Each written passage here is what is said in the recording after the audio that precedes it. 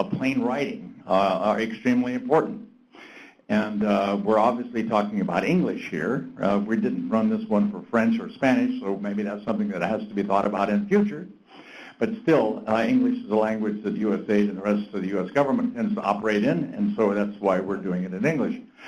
As I was thinking about this, I thought, well, now, when I first heard about the idea of this program, I thought, for giving away my own personal history, perhaps, is elevating and restoring to glory the lost art of cursive writing and the Palmer method of penmanship.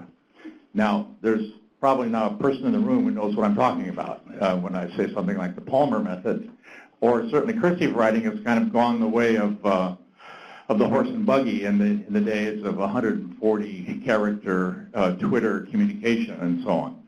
But it's still, plain writing in the way we write today, using all the electronic capabilities that we have, is extremely important to making sure that we get our message across. Because the important thing is not so much the writing, the important thing is the message.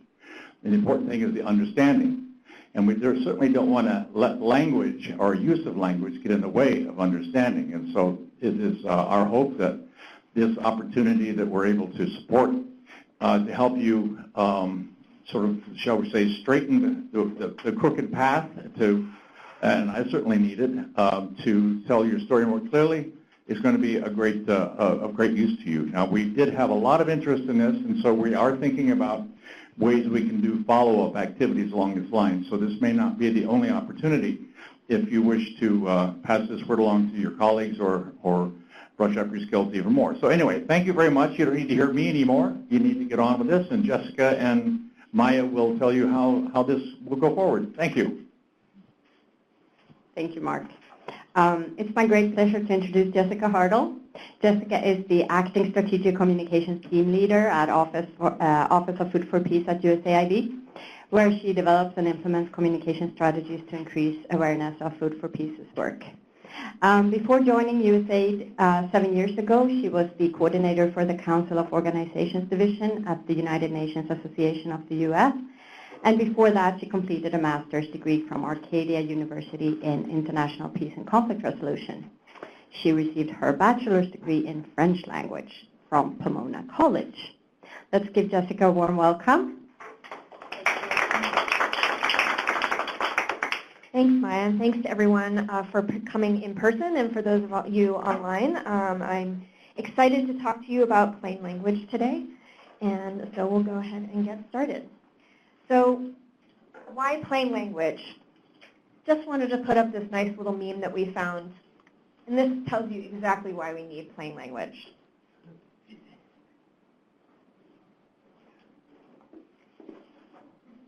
So as we all know, in the NGO world, in the government world, we really like to make things complicated. Where in the corporate world, they're pretty good about coming up with catchy slogans to really grab your attention. So what we're going to do today is focus on two different things. One, why we actually use plain language, but really delving into the principles of plain language.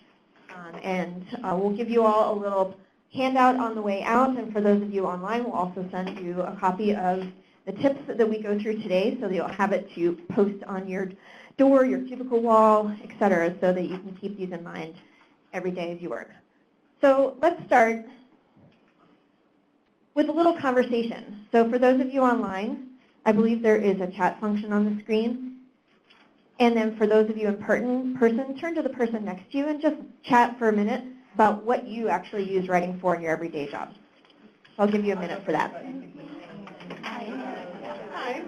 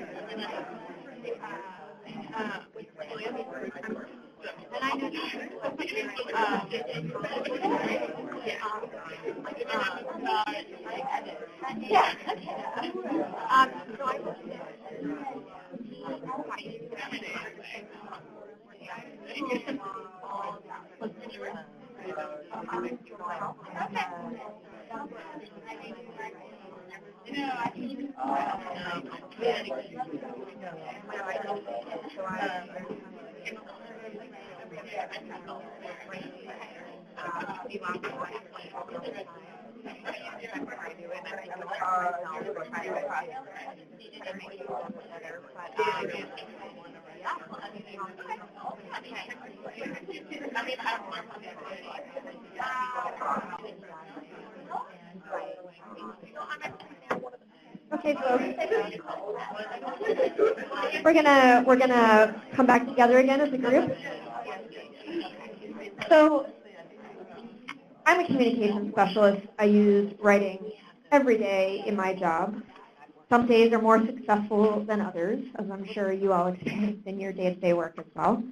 But this is plain language and thinking about how I'm communicating the message, what I'm trying to get across to the audiences that we're trying to reach is something I think about every day in my job. But I recognize the fact that that is not the case for people who are not necessarily communications specialists. So one thing I did want to talk about very briefly is the fact that as a U.S. government employee, I'm actually federally mandated to use plain language. The government passed the Plain Writing Act of 2010, and that basically says we have to use plain language in order to communicate with the public. And this is to get around, particularly for agencies that provide services to the public, the IRS, Health and Human Services, to really be able to effectively get across the information that they need to share with the public. But it's not just because we're federally mandated to do this. Plain language, I think it really can help us achieve a couple things. Helping our audiences find the information that they need immediately. They don't have to dig for it through dozens and dozens of pages to try to find the information. Understanding it the first time they read it, so they're not having to reread a sentence 10 times to figure out what someone is trying to say. And also giving them the ability to use the information that they actually find. So I think there's some really key ways that plain language can help us. But I would also say that plain language is not writing less precisely, dumbing down the information, writing to a certain grade level, trying to be folksy or informal, or leaving out necessary technical terms. And we'll get back to that last one later in the presentation. So when you're writing for your audience, you're really thinking about, you should be thinking about that audience. Why the user needs to read your document, keeping in mind their average level of knowledge about the subject that you're writing on, but at the same time, writing to everyone who might be interested in that particular topic. So not just to the experts. So you may be writing about something that's specific for the food security community, but do keep in mind that there are other people who might be interested in the topic and that we need to also make sure that we're effectively communicating those people to. Because even a technical expert is going to prefer something in plain language as opposed to filled with technical jargon and grammatically incorrect, not necessarily incorrect, but ways that don't communicate the information effectively. So how do you actually write for your audience? Don't think about what do I want to say, but what does my audience need to know? They may not need to know every little single detail, for example, about a project that your organization is working on. So think about what type of information they need to in order to be able to engage in the topic. Don't think about how can I protect my own interests, but how can I serve my readers' interests? And don't think about what can I do to impress my readers, but really how can I communicate what my readers need to know? So really all of this to say is that you're really needing to focus on that audience that you're trying to reach, as opposed to thinking about, here's how I want to communicate this information. What does that audience need? So we have 6 elements of plain language that we like to use. And I will say I am part of a government-wide plain language network that works to try to educate government employees about the uses of these principles of plain language. But it is also information available to the general public. So if you go to plainlanguage.gov, you'll find a lot of helpful resources, and including an online training for those of you who have colleagues who might be interested. They do have a short online training that can also be very useful. So the 6 elements are logical organization, putting your information in such a way that the reader can logically follow what the topic you're trying to convey to them is. Using pronouns to more actively engage your reader. Using the active voice. This is a big one in government speak that I'm constantly correcting. Trying to get away from passive voice. Using everyday words. This is getting back to not always needing those technical terms. And related to that, short and clear sentences and paragraphs. How many people have read a document where you have a sentence that is 60+ words? We have a famous one in Food for Peace, our Regulation 11. There is one part of the regulation that is an 84-word sentence. That's not effective communication. And then the last one, lists and tables. You might think of a more creative way to put your information so that it's more visually appealing and easier for the eye to read. So we'll go through each of these principles to delve into each of them a little bit deeper. So the first one, logical organization. So how do you organize the information that you're trying to convey to your readers in a logical way? And this is particularly good for longer documents if you're working on a technical publication, for example. Think about what are the questions that your readers are going to ask about the particular topic. If you're working on a research study, a paper that's about a research study, for example, what are the key elements that you think the readers are going to ask? And then think about the way to organize the information in that document to answer those questions in the way that the person would be actually asking those questions. And then keep in mind, as you're writing the document, the question of, so what? So why do they actually need all this information?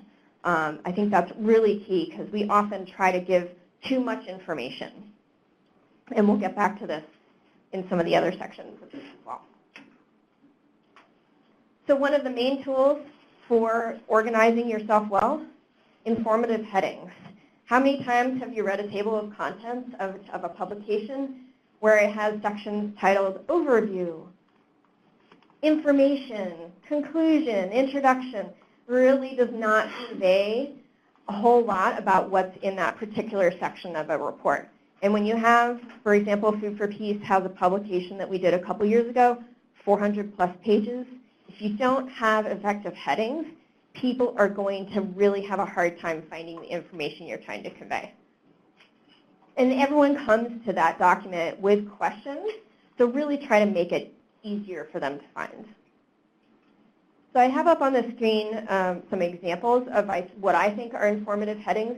You, of course, don't want a heading to be too long, but I think these, and this is actually pulled from that 400-page report, these I think are just enough information for you to get across what's in each section. So if you're looking for the countries that were covered by the research study, you know you go to section 1.2. If you're looking at how they've been targeting beneficiaries and improving that targeting as a result of this research study, you could go to 2.2. So just keep in mind kind of what the information in that particular section you're trying to convey is, and make sure that your headings help to guide the reader as they're looking in your document. So that's the first principle of plain language. The other thing you could also do is phrase, sometimes you use for headings questions, but just be careful about that. So you'll see on the screen what not to say. It's A, yes or no question, and B, it's too much information. So a simpler way of saying that first question of am I eligible for benefits if I am the widow of a veteran, have never remarried, and have no children, you might just say when am I eligible for benefits. It's a lot simpler, doesn't get into the weeds, and then you can get into the weeds in the details below that. So that's our first principle of plain language. Now we're going to turn to use of pronouns. And I love Cookie Monster. I found out on Jeopardy last night his name is Sid. Who knew? But as you can remember from your childhood days, hopefully for those of you who watch Sesame Street, he uses pronouns in all the wrong ways. So why do we use pronouns versus impersonal phrases like the individual? Because it helps engage the reader. It's something more familiar to them. It means it gets them to feel like what the information you're conveying is something that applies directly to them. And it also can eliminate a lot of words. So generally, I would say when you're going to be using pronouns, to use we to refer to your agency, you to talk about the reader, I if you're talking about question headings like the one we saw a couple slides ago. But make sure to define what you're meaning by we and you. And I know some organizations actually have their own policies about the use of we for your organization versus it, you or they. So just keep in mind whatever your own organization's style guide is, because we do have sometimes we do have certain rules on those. So I just throw a sentence up on here on the screen. It's a 54-word sentence. Bad. I don't want a sentence that long. That's in the third person. And I'll give you a second just to read through this.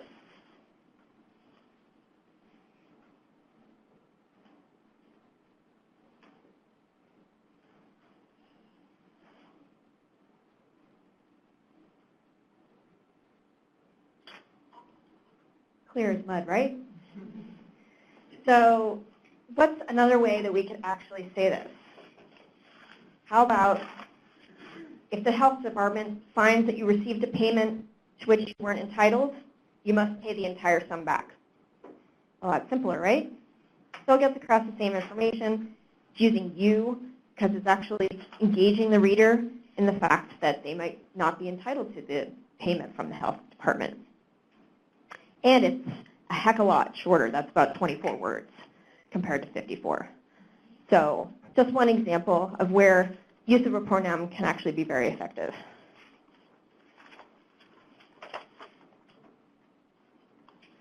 But sometimes pronouns actually don't work. So if you have more than one audience that you're trying to speak to in the document that you're working on, using the word you might actually be confusing.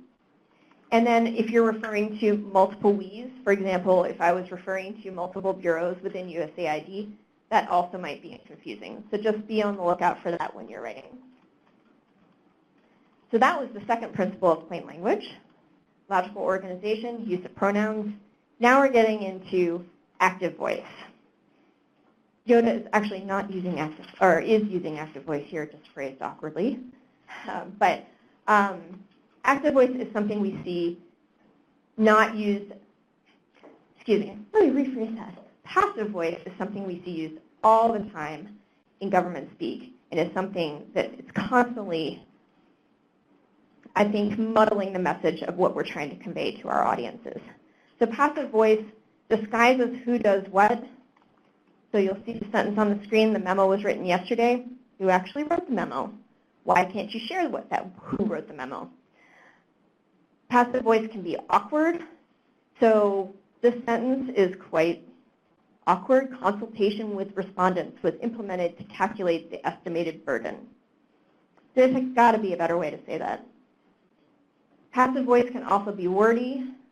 The application must be completed by the applicant and received by the financial office before the deadline set by that office. Very wordy sentence. And finally, passive voice just makes your sentences drag. So it slows the pace of your writing, and then your reader is slowing down as they're reading, so your information is not getting conveyed as fast as you want it to. Sometimes passive voice is okay. So for example, if the doer is unknown, and you'll see the sentence, your car has been stolen, is one example. If the doer is obvious, presidents are elected every 4 years. We don't really need to say that voters elect the presidents. The doer doesn't matter. Her outfit was covered with glitter. We don't really need to know who covered the outfit in glitter. And the other thing I would say is there's two other ways that this passive voice is okay to use. If you don't want to actually name the doer, whoever the person is actually doing the act, and also if you're wanting to avoid directly, if it's negative information and you're wanting to avoid directly attacking a specific individual or group. So that would be another way. Okay, so how do we avoid the passive voice? We're actually going to get you all to engage in this. So for those of you online, you are going to see a set of polling questions on the screen. For the next 3 slides, for the second row of statements, for those of you in person, we'll engage with you directly, and if you want to raise your hand to give us an alternate version of the sentence on the screen for the first row. So who would like to give us an example of how to rephrase, "The class will be taught by Susan"? Yeah, Susan will teach the class. Excellent, yeah. So you're putting the doer in front of the verb as opposed to putting her behind the verb. And then Lauren, do we have anyone who's submitted an answer for the second one? So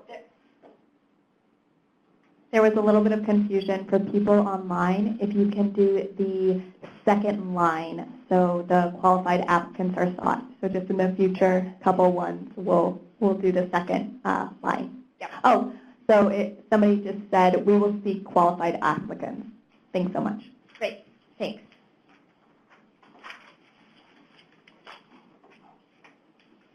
The other thing you can do is actually drop part of the verb. So someone in the room have a way to rephrase the first sentence on the screen. The exercises are found at the back of the book. And think about dropping part of the verb.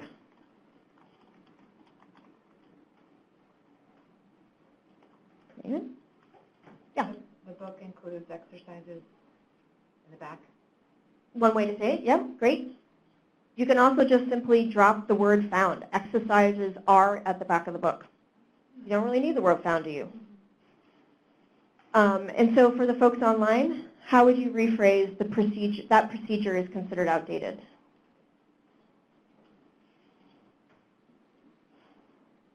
The procedure is outdated. Right. You don't need the word considered. It's an extraneous word in there. And last one, you can also change the verb. If the verb that's originally in the sentence is turning it into the passive voice, try using a totally different verb. So group in the room, how would you rephrase the first sentence? The new procedures are contained in the appendix.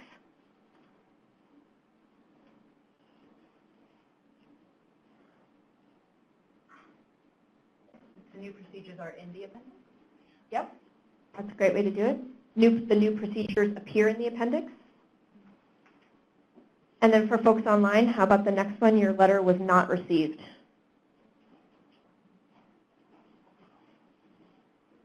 We did not get your letter. Yep, great. Much simpler.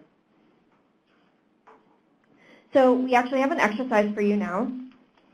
So you'll see on your table in front of you a packet of exercises. So we'll ask you to take a few moments. For those of you online, you'll see this as a set of poll questions. And for those of you in person, it's the first exercise on the piece of paper in front of you. For those of you online, we are going to mute the line for a couple minutes and because we'll ask the folks here in person to pair up with someone and just run through the exercise real quickly. So we'll do that for a minute or two.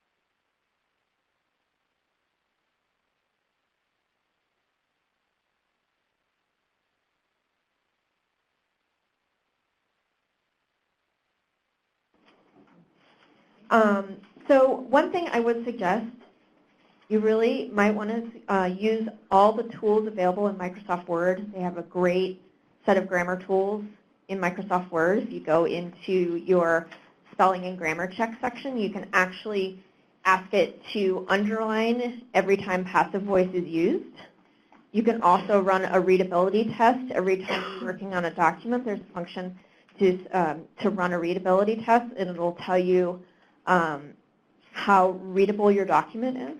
So I suggest trying to use those tools, because certainly when you're getting through a document that's 50, 100 pages long, 400 pages long, it's really going to be hard for you to find that visually yourself when there's passive voice being used.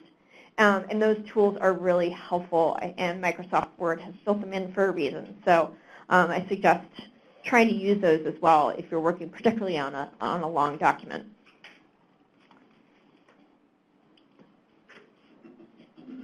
So that's active voice. That's our third principle of plain language. The next one is using everyday words. So why do we want to use everyday words? Because we sometimes unnecessarily complicate sentences. We may want to use fancier words for variety, to mix it up in the sentences we're working on, but we don't always need to use those words. So just think about kind of how we might phrase things differently so that it's using words that are more part of our normal vocabulary. So let's do a quick knowledge check. For this one, we'll alternate between folks online and the folks in person, correct? No, sorry, Lauren's correcting me on that. Just in person for this one. Okay, this one's just for you folks here in the room. So how would you rephrase prior to? Yeah. Before. Yeah, exactly, before. How about subsequently? Next, then. How about utilize? Use, correct. Implement. This is one used a lot in development speak.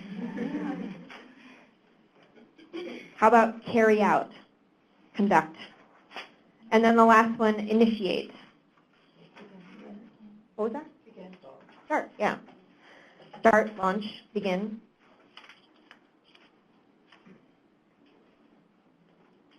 This is one I also see a lot, verbs disguised as nouns. These are called smothered verbs, if you've heard that phrase before. So, again, Lauren, correct me. Are we doing a polling function for this? Okay. So for this one, we're going to alternate between folks in person and the folks online. I believe the folks online have two examples of verbs disguised as nouns. So I think we'll start with the room here. How would you rephrase conduct an analysis? Yeah, analyze. That's the verb, but it's hidden by the phrase conduct an analysis. For folks online, how about present a report? Report. Yeah. Again, the verb is disguised there. Conduct an assessment for those here in the room. Assess. Yeah. Folks online, provide assistance. Assist.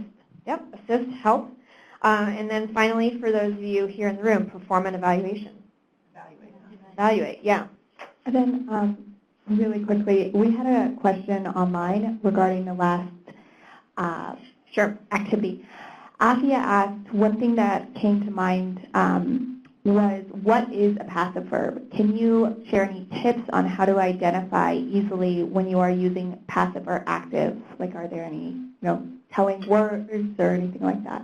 Usually modified by the verb to be, not always. And it's typically, so you'll see in the exercise that we did, that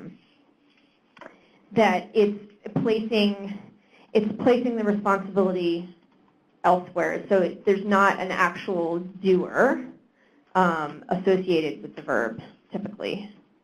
So if you say the paper was written, well, you don't know who actually wrote the paper. So if you change that to say she wrote the paper, then you actually have the doer, the person who's doing the action, associated with the verb. Can you go through which answers were on that one? Would that be helpful for folks if we went back through Yeah. the answers? Sure. Sorry about that. All right, we'll just go back really quickly. Actually, you don't have it on your screen. So for the passive verb exercise, for number 1, which one do you think was D?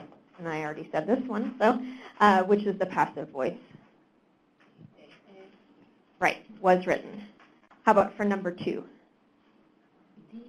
D, right, is delivered. Can we say which one it is delivered, that sort of thing? Yes, sorry. For number 3, B were sent, correct. For number 4, yep, D to be revoked. For number 5, B, is that what I'm hearing, folks? Yep, have been mailed, right? And then for number 6, also B, are requested. So what is the difference then without the rest of the sentence? Like, would for line 4 have revoked? Wouldn't be considered passive? No, because it would be, that's, what is that verb, it's a verb tense, what is that, present past, I think is what it's called, present past. So they have revoked. So the they actually is actively revoking something, as opposed to if you used to be revoked, the document was revoked, or the law was revoked. Who's actually revoking that law, you don't know, because it's in passive voice. Does that make sense? So mainly it's to look for that verb. Yeah, I mean, not always, because you can see the past, like when you have a past participle,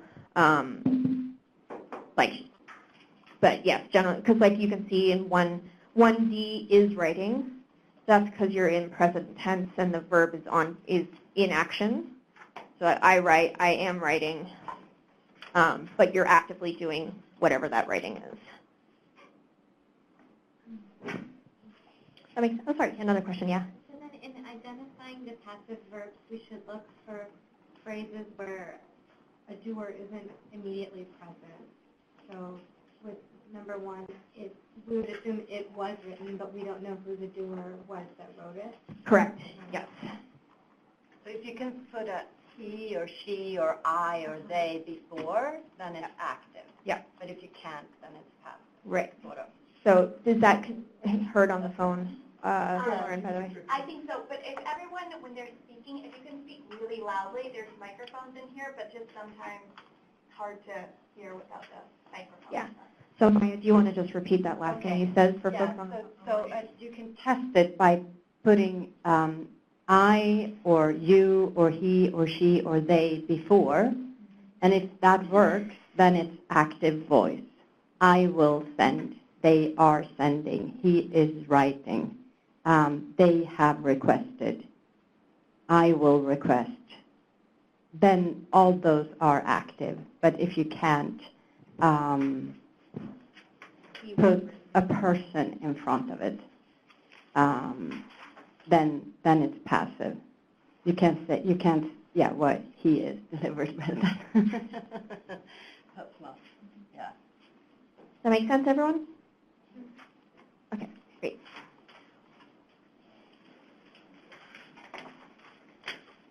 So back to everyday words.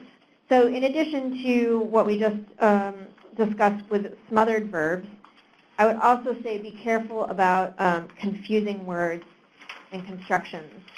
So for example, don't use 2 different terms to mean the same thing. So you could say car, auto, vehicle, conveyance. You don't really necessarily need to use all those different options when you're talking about one specific subject, except if they're in the same sentence. You might want to switch up the words a little bit. The other thing, and we'll get into this in a little bit more detail in a second, careful of strings of nouns when you have multiple nouns all tied together. So for example, surface water quality protection procedures. That's quite a mouthful. So maybe you might want to phrase that as procedures for protecting surface water quality. It's a lot easier for your ear and your eye to hear that. The other thing I would say is minimize abbreviations and acronyms. We're in the development world. We love acronyms. But really be cautious about using those because outside of your realm of work, most people won't know what those acronyms are or really care about those acronyms. You may use it as shorthand for your own organization, but please be really careful about them. Food for Peace has a 7-page acronym list. I hate it with a passion. And we seem to be creating new acronyms every day. Really trying to get us around that. But if you do use acronyms, and there are places for acronyms and abbreviations, make sure you're defining those.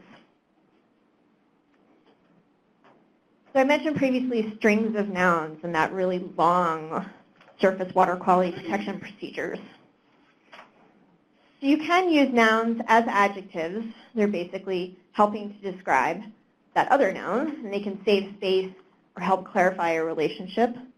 So there's an example on the screen. The firm produces sheet and film used for packaging of products and other purposes.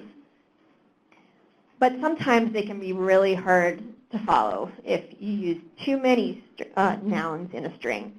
So this, I believe, is a newspaper headline. United States requests dispute settlement panel in tuna dolphin NAFTA choice of forum dispute. That is such a wordy headline for one. And B, tuna dolphin NAFTA choice of forum dispute. Do you really need all of those words? So just be careful about those strings of nouns. Sometimes they can be useful, but sometimes they can be really deadly, and you lose your reader. The other thing, and we talked about this at the very beginning, avoiding legal or technical jargon.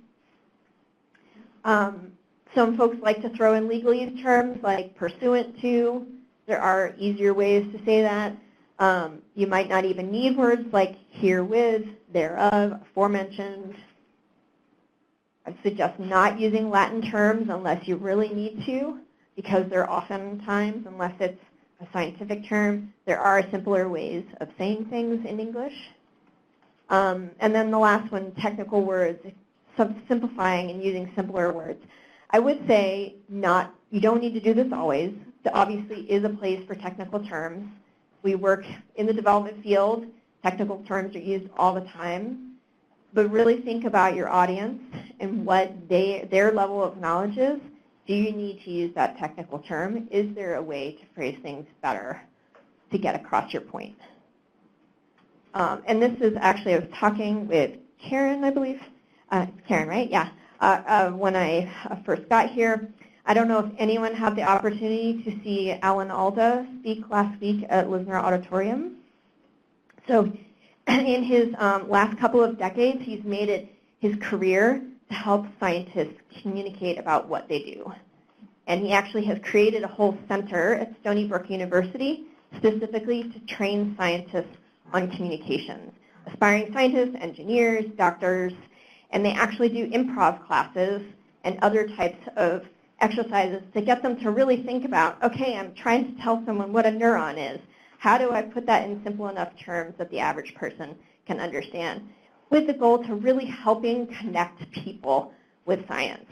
So that, for example, you're getting bad news from your doctor, that the doctor doesn't get lost in the technical terms and really relates to you as a human being.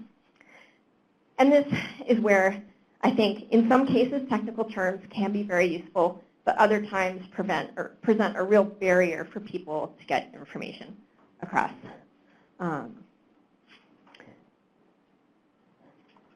So for this one, again, we'll engage you all in the conversation. For folks online, I believe there is a poll function for this, correct, Lauren? Okay. For those of you in person, if folks just want to shout out or raise your hand to another way to phrase at the present time. Presently, now. Mm-hmm. Due to the fact that, sorry, what was that? Because? Due to, yeah, you can just even shorten the same phrase. How about affect modifications? Lauren, do we have an answer online? That's not one of the ones. Oh, sorry, that's not the one for, okay, I'm sorry. Right. In the room, effect modifications. Change, yeah. Now we'll go online for in a timely manner. Soon. Yeah. Or quickly. Yep. Okay, folks, here in the event set, if, right? If, very nice short word. How about set forth in, Lauren? Outlined in or explained. Or you could also use just in. And then finally, until such time as, folks here in the room. Until, yeah. Why do we add these extra words?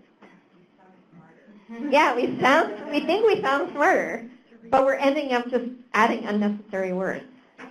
So really think about that. And it's not necessarily that these aren't everyday words, so effect modifications, I don't know how many people actually use that in a regular conversation. So it's not that these are not everyday words, it's just there are simpler ways of saying things. And you just don't need all those words attached to the sentences you're working on. So I wanted to throw this sentence up there. Just take a second to read it, and I'll share. And I think that's this one where I actually want you to practice. How would you rephrase this? So for those of you in the room and those of you online, why don't you just take a minute to write how you would rephrase this sentence? What's a shorter way of saying this? So I'll give you a minute.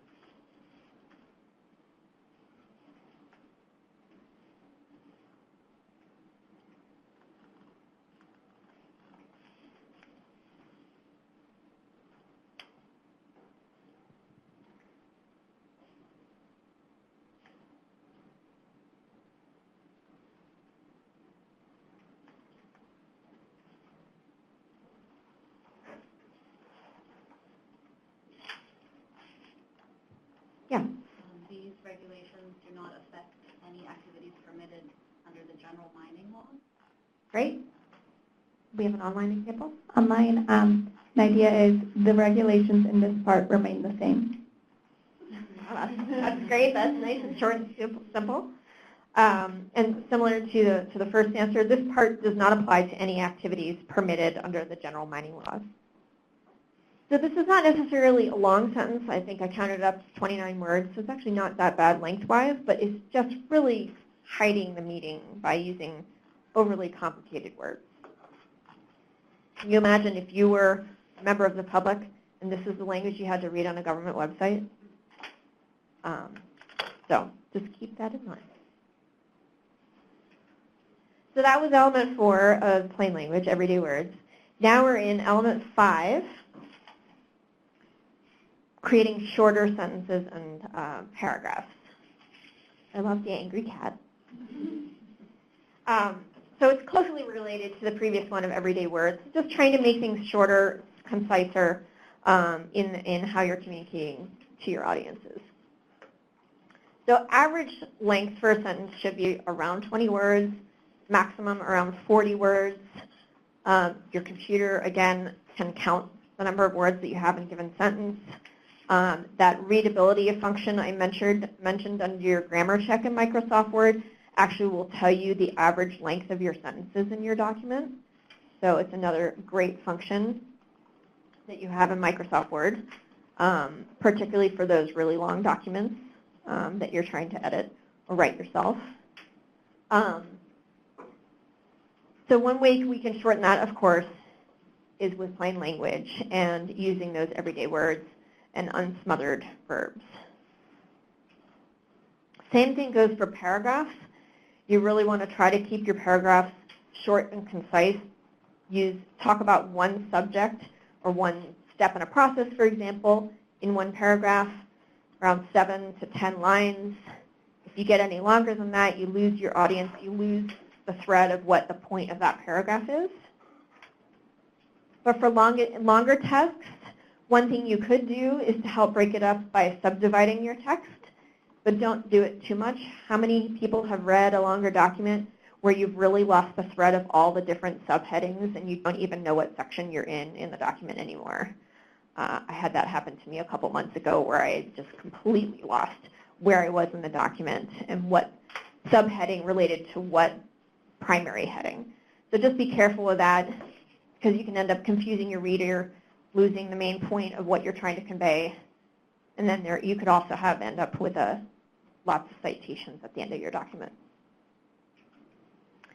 The other thing I would say for your shorter sentences and phrases is placing your words carefully. And this gets back to the active voice, putting your subject and object closer to their verbs.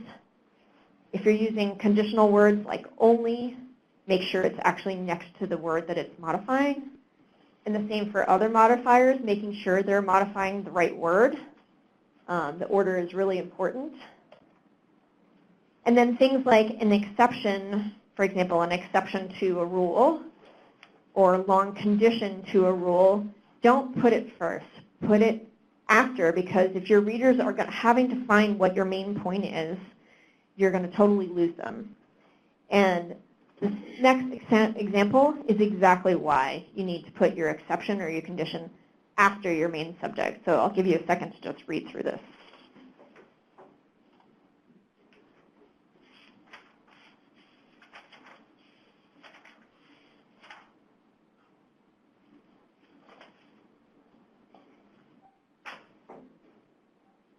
Really confusing, right?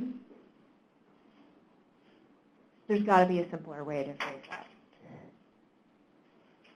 Okay, so we're going to do another exercise. And for those of you in person, it will be exercise 2 on simplifying sentences. For those of you online, we have 2 examples that will be showing up on your screen. So we'll have you take maybe 5 minutes for the whole group to read through and try to rephrase and shorten the sentences that you have. So we'll give you a few minutes for that.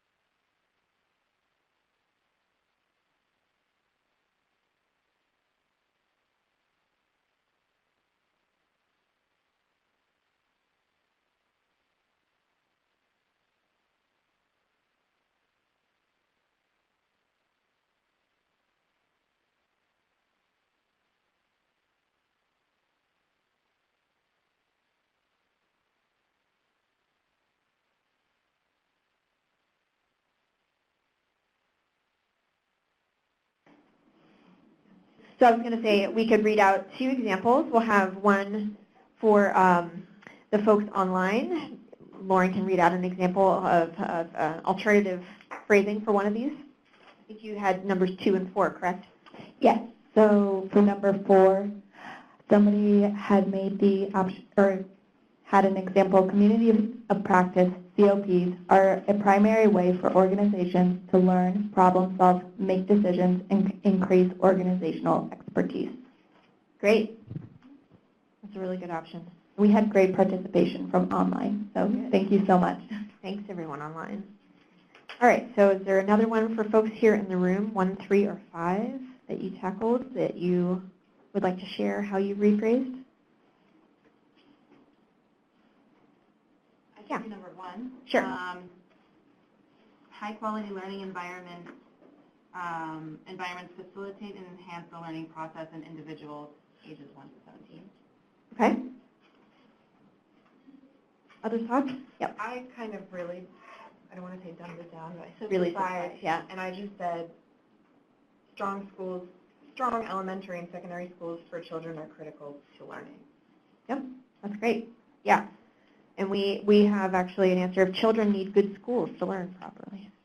So there are lots of different ways you can shorten and simplify things, and I think all of those are good examples. So I think number 3, I would just delete the entire thing. Yeah, start over. It's like completely meaningless. Like, wanted to diagram it, if you will. And we're going to get to that in a second, actually. And I think this is probably a 60-plus word sentence. Number 3 is, for folks online, we'll share these examples with you afterwards as well, since I know you only have numbers 2 and 4. But yeah, you might just, if you're reading something and you've offered to edit something that a colleague has written, you know, if they're comfortable with you doing that, you might do exactly what Karen suggested and just rewrite, you know, get rid of it, try to start again, and figure out what that key message you're trying to convey is. And hopefully that will help you get to a simpler way of phrasing things. Great. So we are moving into our last principle of plain language, lists and tables. And we'll talk about Karen wanting to diagram that one sentence that we were asked to shorten, because there are other ways that you could potentially do something like that if the content works to form into a list or table. So list comes in 2 major types, the run-in lists or stacked or what's called vertical lists. And as you can see on the screen, we actually did a run-in list there at the top, and we did a stacked or vertical list there at the bottom. And you know, they're both good options. Each has different uses. So for the run-on list, you can separate the pieces of that run-on list with numbers or letters. In a stack list, you can use bullets, numbers, letters as well, depending on what you're trying to convey. If it's steps in a process, you might want to use numbers. If it's just a list of items, you might want to use bullets. I would say for either a run-in list or a stack list, make sure you're consistent with the format that you're using, and consistent not only within that particular little list, but also across the document. You don't want bullets in one page, arrows in another page, little square boxes in yet another page. Try to make sure you're consistent across those. That's more a formatting thing than a plain language thing, but thought I would just remind folks of that. So why do we use stack lists?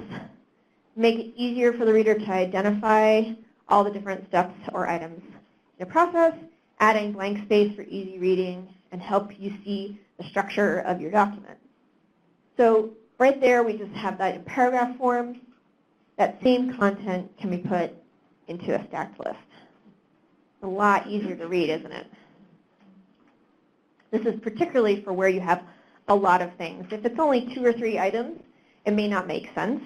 But for this particularly, where each of the items is rather long, it may make sense to put into a stacked list. But make sure when you are creating these lists that they grammatically flow in to the start. So I'll give you a second just to read what's on the screen, and then we can look at how we might change this. So take a second just to read the example on the screen.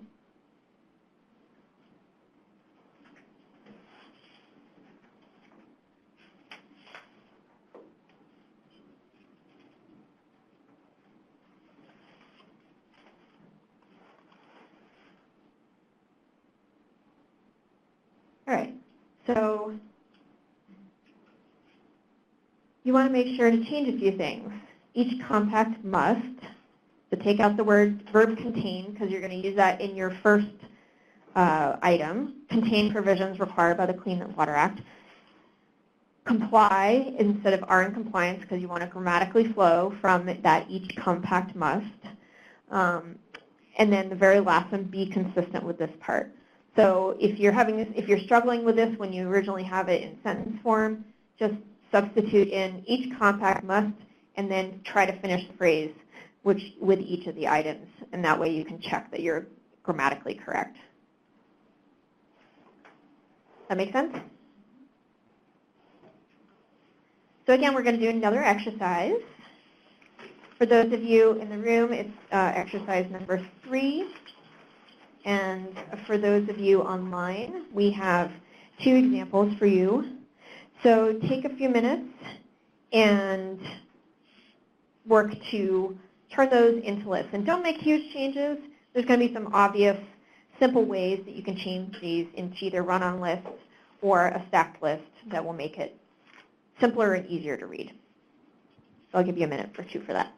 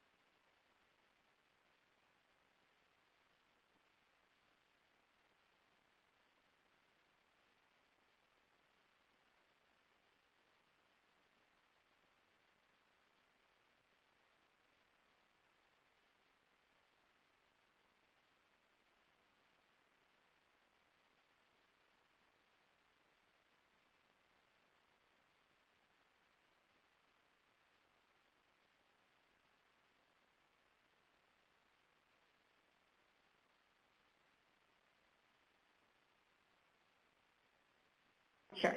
Oh, they're muted. Sorry. All right, let's come together as a group again. So Lauren, do you want to share one example from online on how they changed 1 or 2?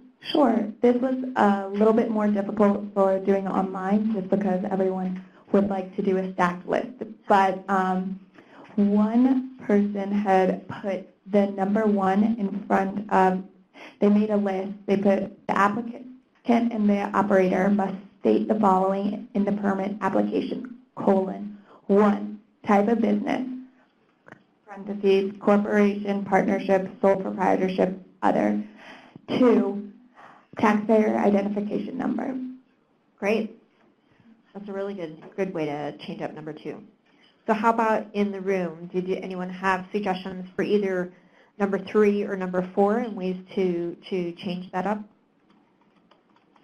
Yeah. For number 3, I change it to, in order to determine the value of your oil on the supervised, then column, you put return all data relevant to the determination of royalty value, show how you calculated the value, you report it, and number 3 will be comply with the requirement.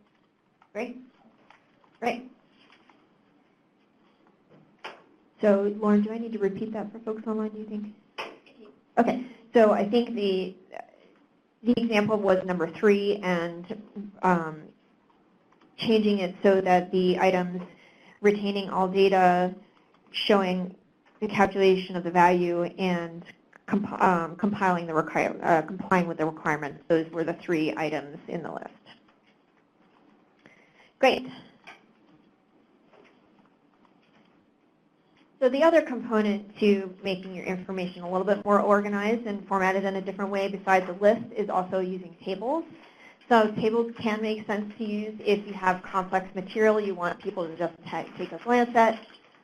If you're using a legal document, for example, and you want to break up the material to show specific provisions, you could potentially use a table. Helps you diagram your ideas and show kind of the logic and structure. It also saves you words by putting stuff in a table. And if you're in a long document, a table always does help kind of break up text. So how can you spot content that might be used in a potential table? If you have a series of if-then type conditional phrases, short repetitive sentences about the same subject, or a lot of qualifications and conditions in a list that might make sense to put into a table format. So I have an example on the screen. This is regulation text about how to send a FOIA request to a federal agency. So I'll give you a second to read through that, and then I'll show you how it might be restructured into a table. So just take a second to read.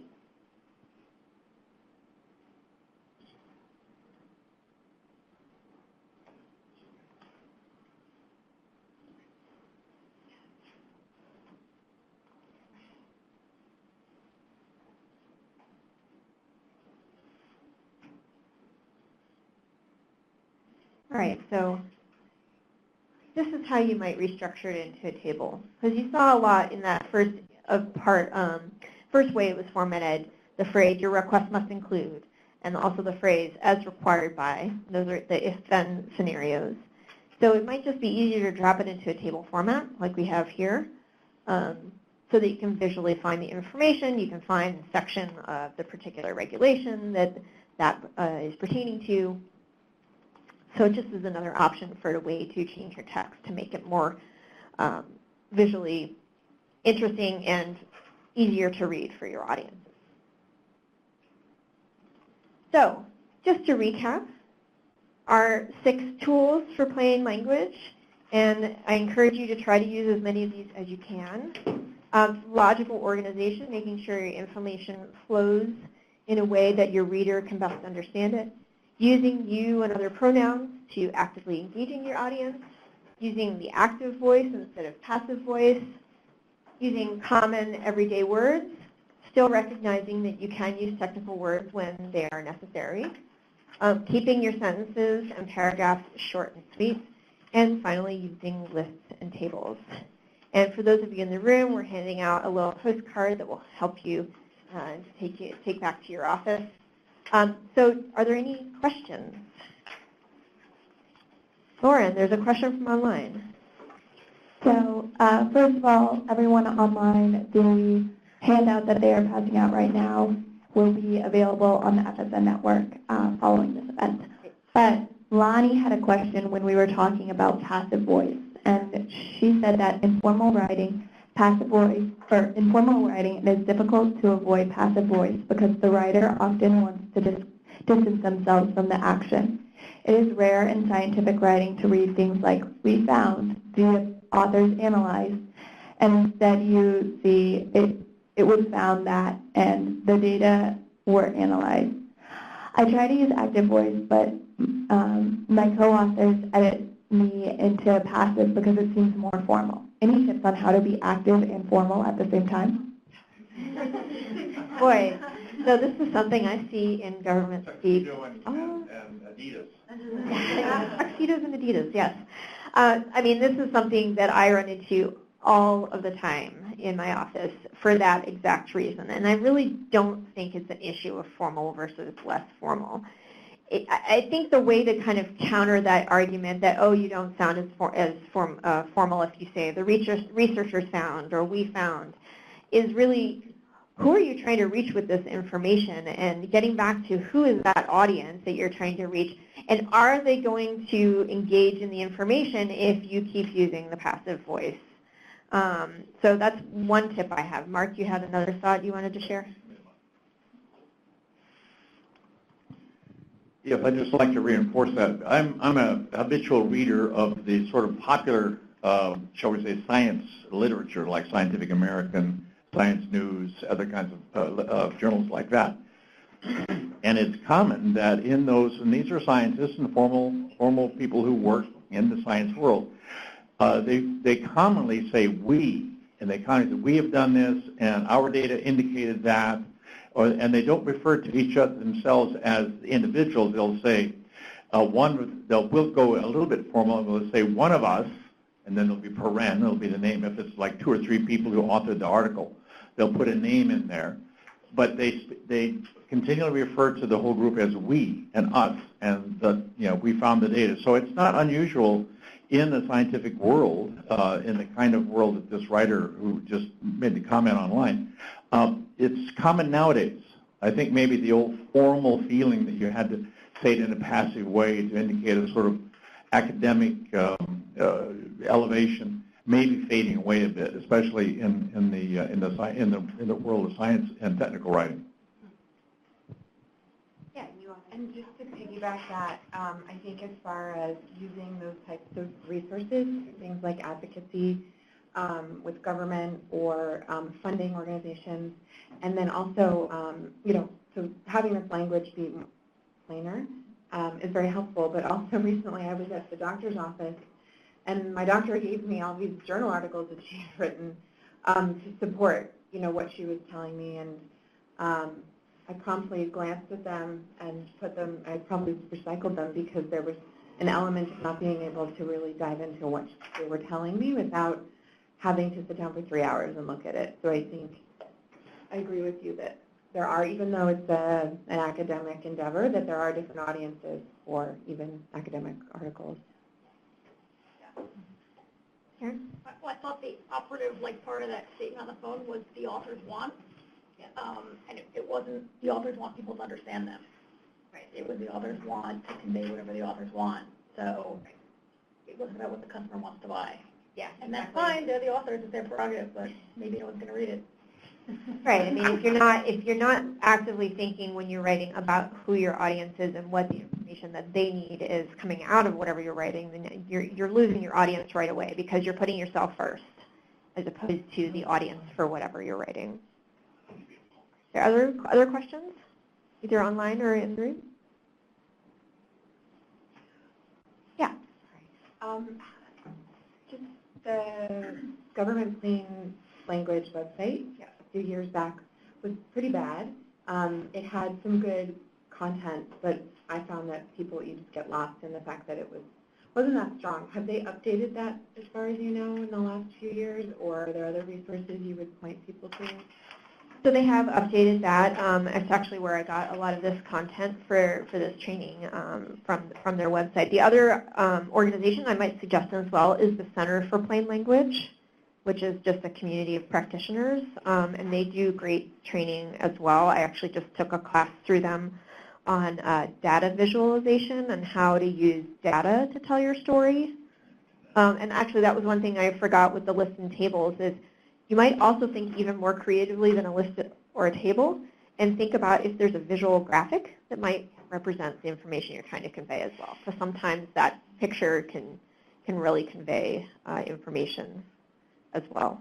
But yeah, the Center for Plain Language I find is a really good resource as well. Is there a link for them? I mean, I can share that back through TOPS with the folks. And I just put it in the recording, so if anyone wants to go to the recording. okay, so we'll put it, it'll be on the FSN network then. Yep.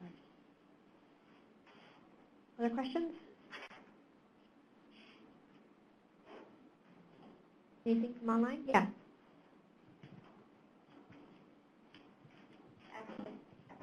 Okay, separate questions. Okay. Mark. Yes.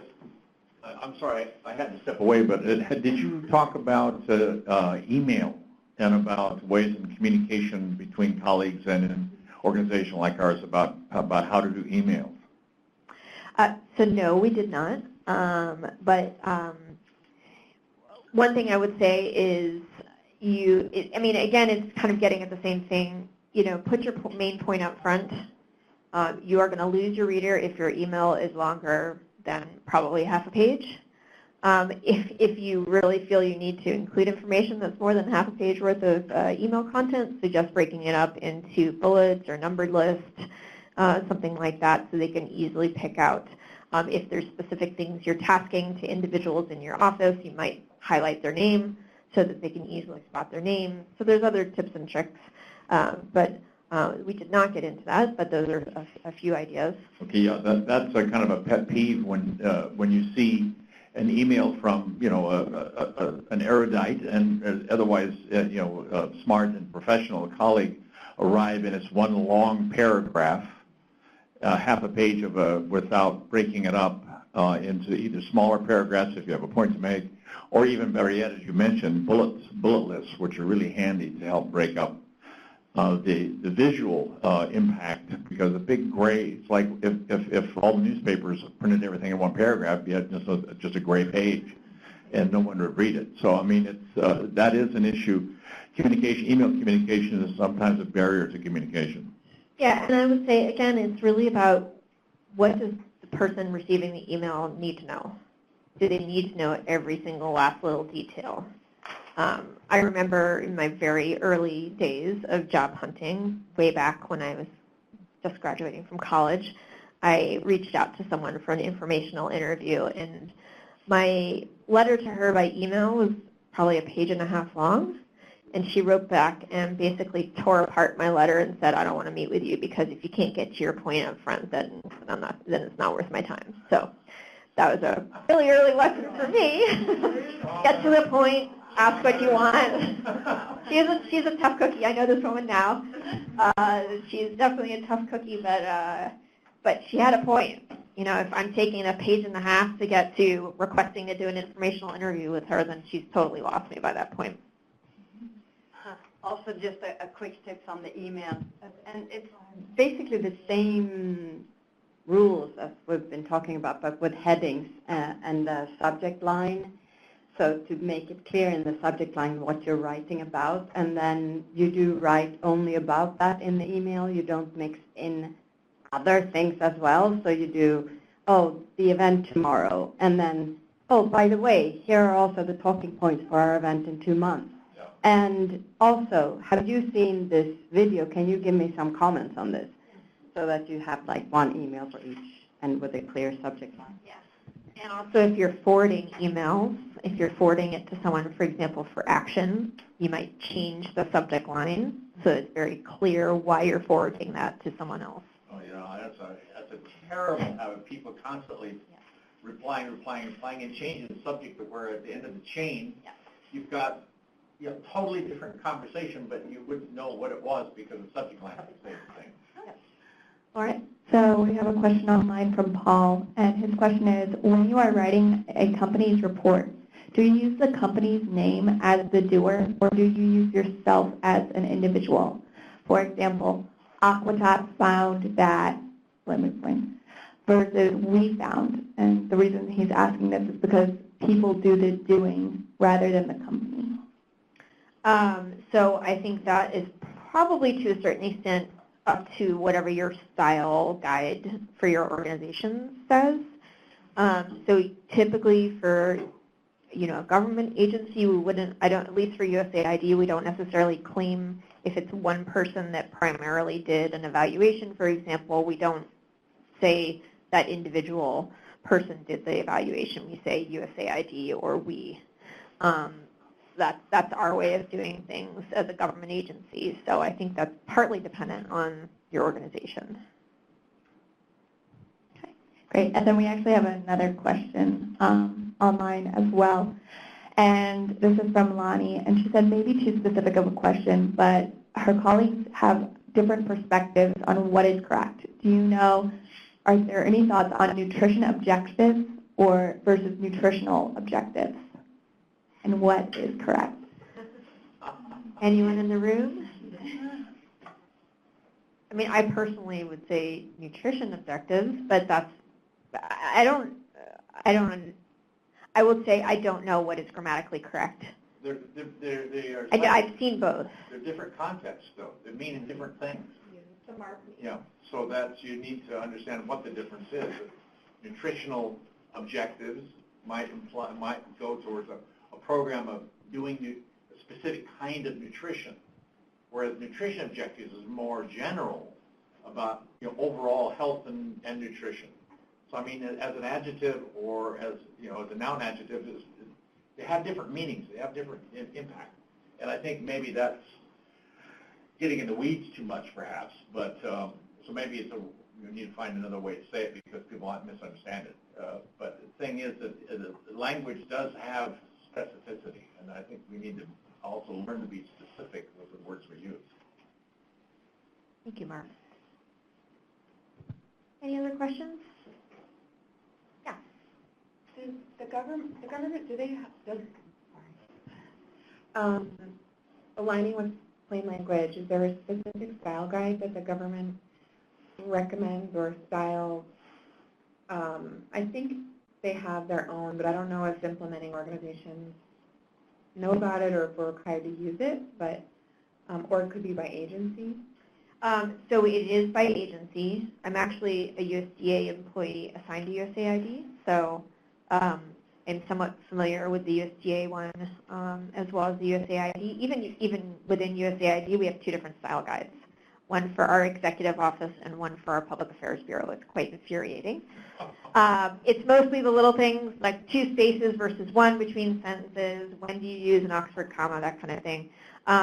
So I would say kind of a default for federal agencies, if you don't know what the style guide would be, is the AP style is typically, and that's actually what our public affairs style guide is based on.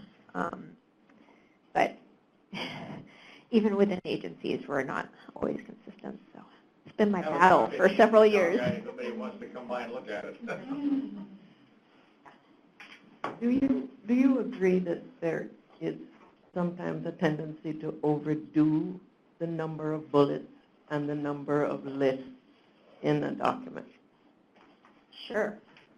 Do you have a rule of thumb as to how many bullets and how many in a vertical list and how many bulleted lists should be on a page? Yeah, so I think there's a little bit of a difference between maybe a numbered list and a bulleted list. A numbered list, for example, if you have steps in a process you're trying to describe, then you may have, 10 steps in that process that you need. Bulleted lists, I mean, for me personally, I try not to go above maybe 6 or so, just because, again, you're kind of losing the reader by having so many bullets that it's, in effect, you're creating paragraphs again, almost, by having so many bullets on a list.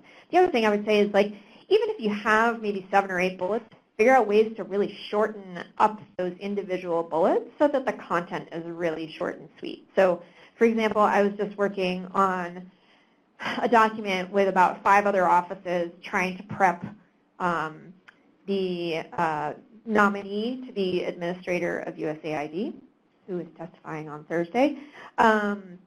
And some people were inputting bullets that were paragraph in length. I was trying to do just maybe a 15-word phrase or sentence for the bullets that we were putting in from our office. And there's a big difference in readability, especially for someone like that who is going up on the Hill. He's getting questions on the fly from members of Congress. He needs something short and sweet that is easily verbally delivered. And so in that case, having those literally 1 to 2 line bullets is a lot easier for someone to pick up and read than something that's going to be a paragraph. And the same goes if you're just reading as opposed to orally delivering. I really feel that those bullets, you do not want paragraph bullets. You want bullets that are short and sweet to convey enough information as possible.